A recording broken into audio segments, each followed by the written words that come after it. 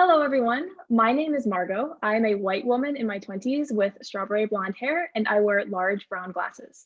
I am a graduate student in the Library and Information Sciences program at the University of Illinois. This summer, I had the privilege of working as a junior fellow in the music section of the National Library Service for the Blind and Print Disabled, or NLS for short. The NLS music section, which contains the largest collection of Braille music scores in the world, circulates music materials in accessible formats to those with low vision, blindness, and other disabilities that may prevent the use of regular print materials. My work this summer involved creating a guide to materials both by and about blind and visually impaired musicians that can be found in the NLS music section's collections. The first part of this guide is a bibliography of biographical resources, and the second is a catalog of titles composed by and/or featuring these musicians.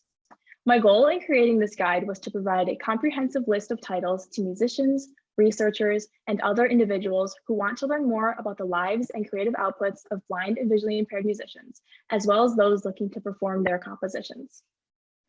I appreciate how well this goal aligns with the Junior Fellows Program's goal to help diversify our country's cultural record through increasing the access and discoverability of library resources that more accurately reflect the rich cultural heritage of our nation, an effort which will help share a more inclusive story of the American experience. Through my work to enhance the discoverability of materials by and about blind and visually impaired musicians, I created a guide which supports this historically minoritized community's efforts to engage with the creation and perpetuation of American musical traditions, which helps to ensure that materials which reflect America's rich diversity continue to be created and made accessible to all. Empowering blind and visually impaired individuals to participate in the advancement of American music is twofold.